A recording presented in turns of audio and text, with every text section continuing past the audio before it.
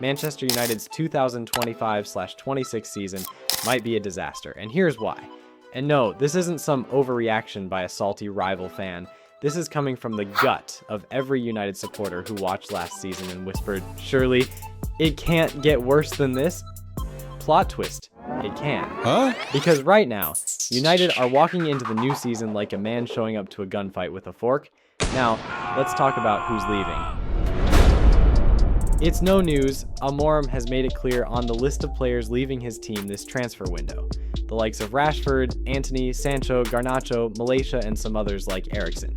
That's almost an entire attacking line possibly out the door, and the season hasn't even kicked off yet. So, who have United brought in?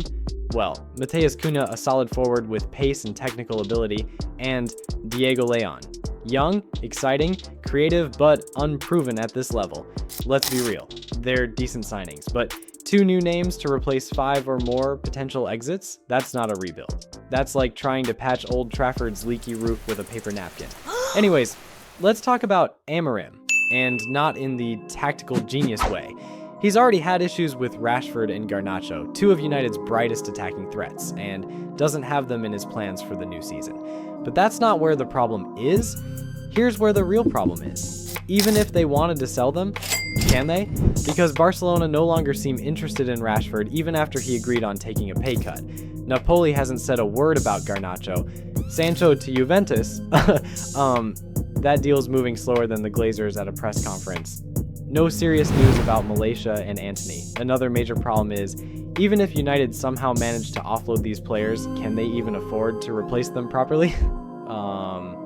No.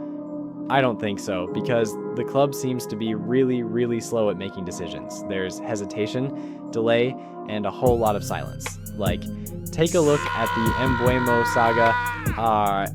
As usual, United are moving at lightning speed on the deal. If lightning moved in slow motion, this isn't just a player problem anymore. It's a structural issue, and it's dangerous. Now hold up.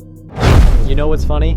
Some of the players the fans all thought would be on the transfer list this summer, which somehow just showed up at Carrington like nothing happened. I'm talking about Luke Shaw, who spent more time in rehab than the team bus. Onana, whose highlight reel last season looked more like a goalkeeper training video for what not to do. And of course, the great Højlund still being handed the number 9 shirt like he didn't just finish a 10-goal season in 40 games. Like, are we pretending last season didn't happen, or did someone just forget to print their transfer documents? The real concern here isn't just that they're back, it's that there's no one behind them. No experienced backup striker to push Højlund, no real goalkeeper competition for Onana. Just good vibes, prayer, and maybe a cheeky goal from Bruno.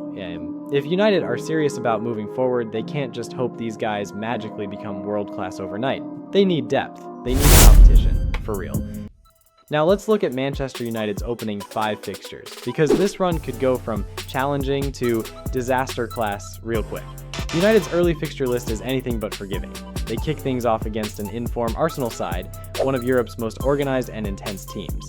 Then, it's a tricky trip to Fulham, a side known for causing problems against the big boys. Burnley at home might seem straightforward, but United have a habit of complicating the simple.